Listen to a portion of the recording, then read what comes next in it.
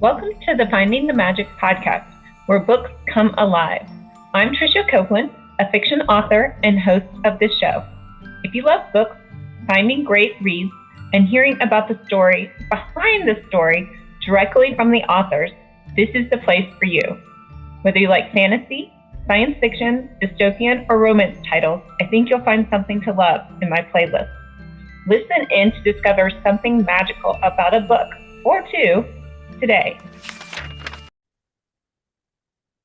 Welcome, Jennifer. Hi, Tricia. Nice to meet you. Nice to meet you as well. Today we have Jennifer Ann Gordon. She is a horror thriller, just overall general writer. That didn't sound right. Overall writer. Writer. A general writer. But in specific, a general writer of specific genres, right? That's It's a Monday. lot of alliteration. I love it. It is Monday, and I don't know if where you are right now, but it has been raining all day here. So it's like one of those days where I'm like, my brain keeps like turning off, and it's just like, listen to the rain, take a nap, and I'm like, no, I can't. I have stuff to do. Yeah, I would want to get on the couch and watch something or read something. I So, know it was really, really hard all day to focus on work things and not like I would walk my dog and then I was just like, oh, now I want to be cozy, like grab a blanket, grab a book. that sounds very cozy. Yes, I'm there with you. Well, today we are talking about your upcoming Perfect Wise, Perfect Lies, which I believe is like a book club thriller, which sounds right up my alley. So I'm super excited. Yes, it is a book club thriller, which I feel like some people are like, what does that mean? Um, so it is a thriller, but there's like, perimenopausal women drinking wine and complicated female friendships and a lot of quirkiness and humor to it. So I feel like sometimes when you say thriller, people's immediate reaction is like, I don't want something scary. I don't want something too disturbing. Um, while there are disturbing aspects to this, trust me, there is, I think, a lot of heart and a lot of humor, and really, like at the core of the story, it's just like it's about like a woman who has suffered like a really terrible loss and what she does to feel alive again. And I feel Interesting. like, yeah, like I think everybody can kind of relate to trying to build yourself back together after falling apart.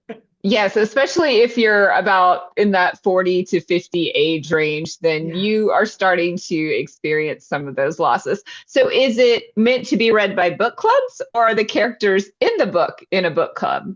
They're definitely not in a book club, but they are Okay. in a club, kind of an unofficial club. Maybe if someone call it a cult. Uh, so my main character, Becca, she is a social worker. She is a hero by day, but by night, the only thing that makes her feel anything is pretending to be somebody else on the internet. And she is in this like really, I feel like we've all been in those Facebook groups that are like toxic, that you can't leave. The group she's in is called Mommy Wine Time, and it's just kind of trad wifey and like women being so perfect, and how can they be that perfect? And she's certainly not that, but she pretends to be. And she eventually gets the notice and admiration of the group leader, who invites her to a separate, smaller group of women that is completely anonymous. Uh, and Becca is titillated by that. So she joins these group of women and very soon realizes that she is in over her head. Like her lies have always been harmless. It's just something she's doing to have fun. And then things get dark pretty quick when you can be anonymous on the internet. I was going to say, so all of this is online. It's not in person. Yes.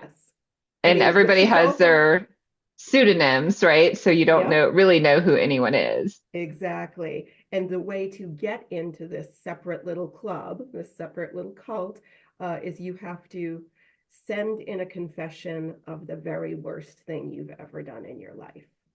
And this is shared with all of the women in the group. There's 5 of them. And so you kind of have something over on everybody. So it has to be a real confession. It can't be a fake one. But Yeah, you could lie, right? I you mean, can how would they know lie. if you lied or not? Well, I will say the kind of the head of this group is a very, very intelligent, very sociopathic, very alluring, she seems, woman.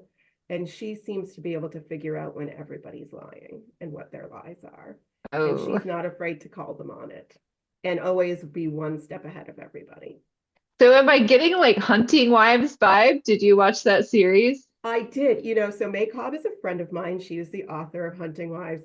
And I mean, I will say, like, the back of my book, maybe not this version of it, because this is just the advanced reader copy, but like all of the blurbs are just or the back cover synopsis is like, perfect for fans of the Hunting Wives and Big Little Lies. So it's kind of that genre of book, that feeling of complicated female friendships that will both do anything for you and also destroy you at the drop of a hat. Right.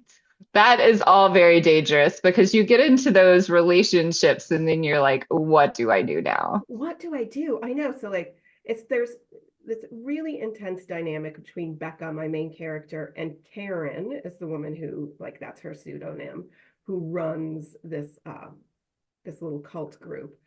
They develop a really intense friendship right away that borders on flirtation, borders on falling in love, borders on like everything that it could possibly be and shouldn't.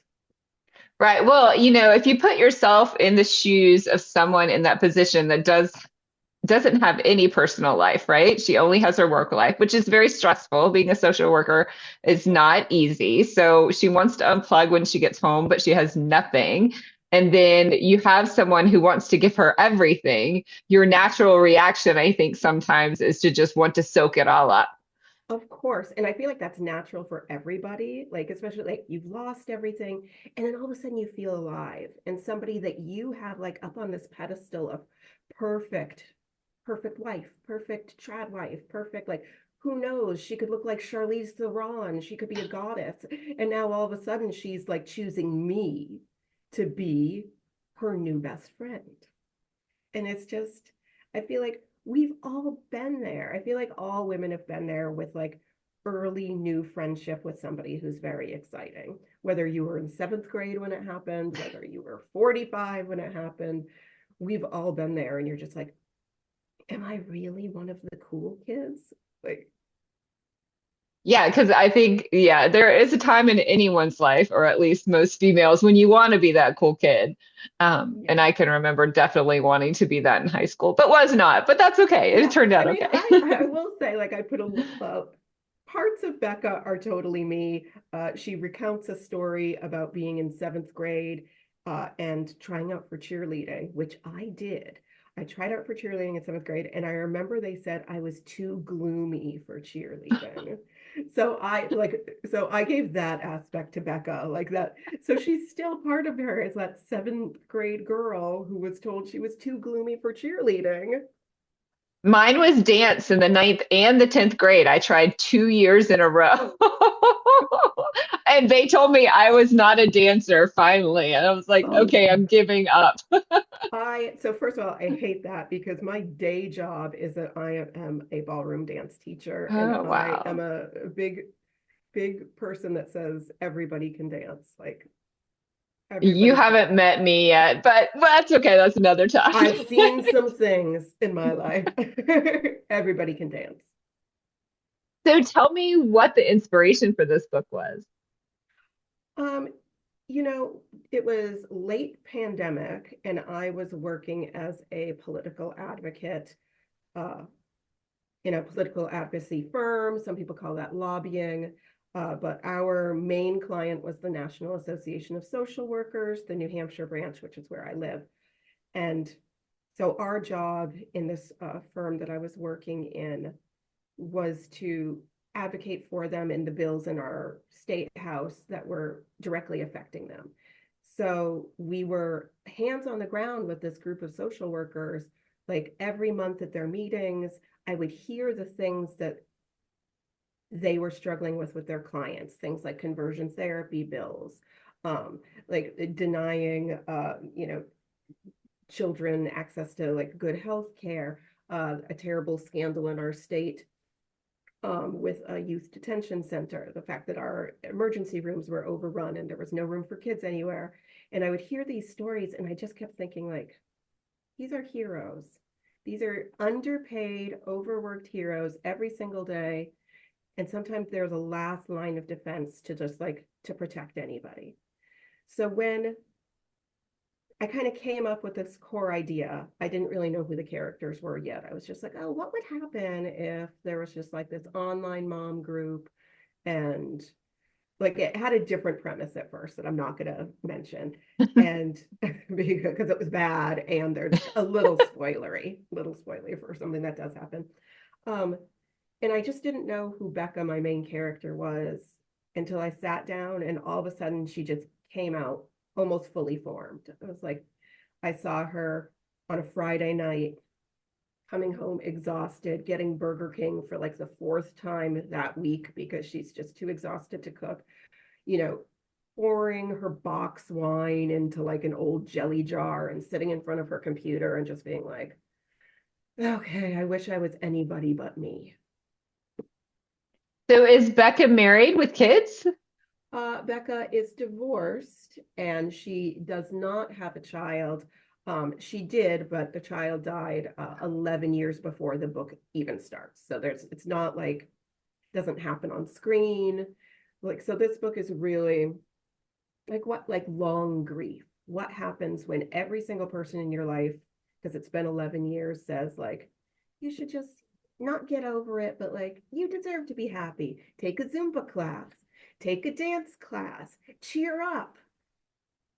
Yeah, that's a bad prescription, and we won't go there. But Oh, yeah, I so is she know. posing to be a mom and a wife on She this is. site? She is Okay. proposing to be a perfect wife, leading a perfect life. So, married to an attractive man, child still alive, living the life of her dreams in a completely different part of the country that she's also weirdly researched. So she knows like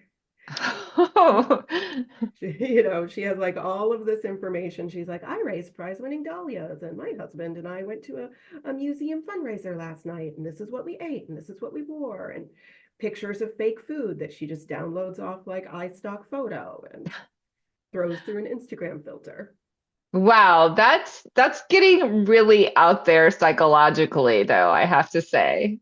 It is. It is. But I mean, that's why fiction is fun. Yeah, you have to go big or go home, Go right? big or go home. But I feel like, my early reviews have said like, yes, it's kind of an out there concept, but when you're reading it, you go, oh, I can see how she got there. Yeah, Like, definitely. I like mean, it's I a have a friend slippery who, slope.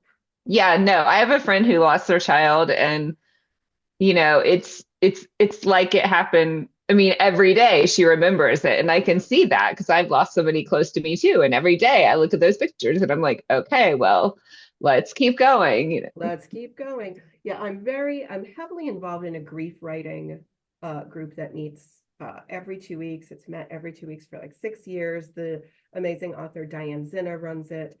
And so yeah, like part of part of the inspiration came out of there too, like me dealing with my own losses that have happened a while ago, that I have had people say like, oh, I didn't think that still bothered you that much. Um, And I'm like, oh, that person is still gone.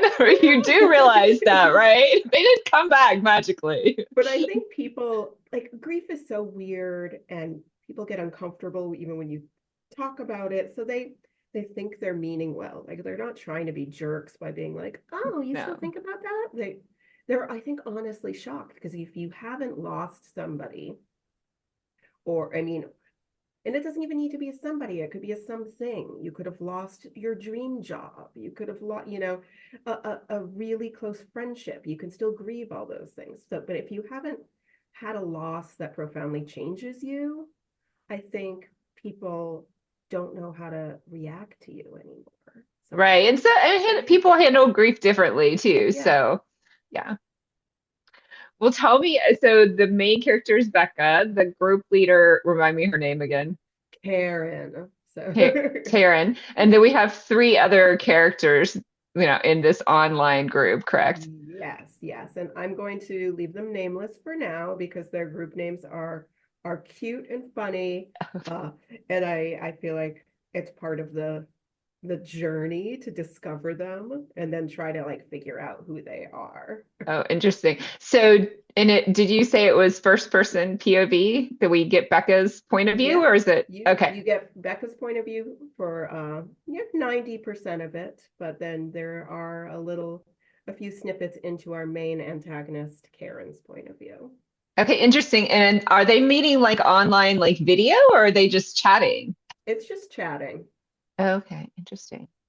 I So mean, that's there's harder like, to do, I feel like, in a group yeah. setting because you might be like chatting over each other. Yeah, but well, I mean, I think everybody's been involved in those like weird group text chains that are either really, really positive for you or insane. And I think, if you have your ringer on your phone or notifications on, and all of a sudden the group chat goes crazy, like you just like feel your phone like buzzing in your pocket all the time, and you're like, what is going on? What is going on? And you can get kind of addicted to that. Right. It's Well, and I think it adds another dimension to a story too, right? Because if you're getting Becca's interpretation of what these people are messaging through a text message, you don't get a lot of context sometimes, right? You can interpret that sometimes in a number of different ways. You don't know the tone. No, exactly. And I feel like even Becca says early on, she's like, I don't know if these women are hilarious or if they're monsters. Like, what are like when they'll say something like, oh, maybe I should just kill my husband. It's like, Were they um, serious are or you not joking? serious? Because like other things they say and do, she goes, oh, I mean, this could be getting Let me dark. write that down for future Yeah. reference. And Well, Becca obviously does finally get to a point where she tries to figure out who Karen is, who these women are, what's real, what's not. And so there's like that aspect of armchair detective in there. interesting. Well, too, I was sat on a jury for a drug trial, but I learned so much about what they can get or what the police can get from Facebook Messenger and Facebook phone calls. Like basically the police can get all of your record. If you've committed a crime and you're suspected of committing a crime, they can get all of your messages, all your calls through Facebook. So, I do know that tidbit of information. I love that. And that's why in my book, after like so mommy wine time is on Facebook, and that's like, that's the trad wifey group. But then they have a separate encrypted service Oh, for the okay. for the for the bad stuff. How But the much bad stuff's research also did kind of funny. how much back research did you do for all that? Um, it wasn't that much really. I just had to ask a couple people that are that I know that are on the shadier side of the internet sometimes. Like, is this possible? Because I didn't want to get too bogged down in it because Becca doesn't really know what's possible. Okay, So right. even though they're saying like it's completely encrypted, and maybe it is, maybe it's not, she believes it is. Right. Wow. Okay. So how much more can you tell us about the story? Any other tantalizing details that may Oh, entice us more to like run and buy this or pre-buy? Is it on pre-order pre-buy yet? it. Yeah, it's available on pre-order. It does come out September 8th of 2026. Um, I mean, it's so weird to finally be able to talk about it because when I was writing it and when it was like out on submission, and even after it sold, my agent and my editors were like, Oh, quiet, do not talk too much about it. Um, I will say there are some twists that people who are reading it now have said they never ever saw coming. I will say that my character's voice, my main character, Becca, somebody said they had not been so entranced by a main character since Joe Goldberg in the You series. And I take that as a really big compliment because he is uh, such a great anti-hero and such a strong voice as a protagonist slash antagonist. So yeah, And I like that you already picked up on the Hunting Wives vibes. So obviously there's a little bit of like gay panic and terrible games of truth or dare that Well, I figured it could have gone either Hunting Wives or Housemaid. Either one of those would have been like, just by looking at the title, Perfect Wives, Perfect Lies, it was like, okay, it could have gone the direction of Housemaid. So yeah. yeah, no, definitely not, though I love Housemaid. I love both the book and the movie because the movie had a new twist. So I thought that I was really good. haven't seen the movie yet, Okay. but It's a new twist at the end, which I think is great for readers. And I love twists that I can't see coming. So obviously, I'm clicking pre-order on your book right well, I after. love that. Thank you so much. I mean, you're an author, you know how important pre-orders are. They're like everything to us. So I appreciate it. And this isn't on video, like people aren't going to see this, are they? Are they just hearing me? Are they going No, to they're see? going to see it too. Yes, of Okay, course. good. Oh, what Oh, a oh, beautiful cover. then I would have lifted this up sooner. I am obsessed with this cover. It won't have this little like indie next thing here. But I'm so obsessed with this cover that it's like Yeah, I maybe think it's probably the perfect title too. Like, it is. And we uh, went through many titles to get here. well, and I'm partial to perfect because that's the name of my romance series, and every title has perfect in it. So, a little Well, partial to that. I love that. No, I love it too. I think it was, I mean, you know the process. Like I wrote it and it had one title and we shopped it around as that and then it didn't sell and then we switched the title and then we got multiple offers. But then all of those offers said like we don't like that title. So I was like, oh, maybe I can go back to my original title. Nope, they still hated that. So I have a really amazing editor at Podium and she and I and my agent went back and forth for a while, like all day was like, how about this? How about this? How about this? And the second Perfect Wives, Perfect Lies, like kind of came out there. I can't even remember which one of us said it. We were all like, oh, That's it's it. that. It's that one. Awesome. That sounds like so much fun. Well, tell us a little bit about your back titles and what else you've written. So before Perfect Wives, Perfect Lies, which is more of a thriller, I am mainly known as a literary horror author. So I have a historical gothic fiction, I should say, series. It's a duology called From Daylight to Madness and When the Sleeping Dead Still Talk. It's called the Hotel series. That is like 1800s. Asylum by the ocean, a woman is sent away, kind of a very on its surface traditional Gothic tropes that I kind of twist on its head. I also have a novel called Pretty Ugly, which is about a virus that rots people's faces to the point where they become very disfigured. And that is like a worldwide pandemic that does this. And it follows the story of an Instagram influencer and a failed politician and how their lives are affected when everything they thought they were, which was just surface level, they don't have that anymore. So Right, that would that, be a huge loss to those characters. yeah. And yeah, so that originally I thought I was writing a rom-com at first, but obviously it was not romantic or funny. I'm like, are you a rom-com author? Not at all. But I feel like every book I start, I'm like, oh, I'm gonna write a rom-com this time. And it hasn't happened yet. I feel like the work in progress I'm working on right now is the closest I'm gonna come to rom-com, except I keep killing people. So I think rom-com is hard sometimes. I I know, I was mean, just like, and somebody died. oh darn. Oh darn. Um, the duology, the hotel series, Pretty Ugly, and then I have a short collection called The Japanese Box and Other Stories, which has two novelettes in it, a short story, and then like a long poem. Again, it's like literary horror. But the title story, The Japanese Box, did win the Lit Nasty Award for Best Short Story for 2023. So I'm proud of that. And that's probably my most personal work. Oh, interesting. Well, congratulations on that one.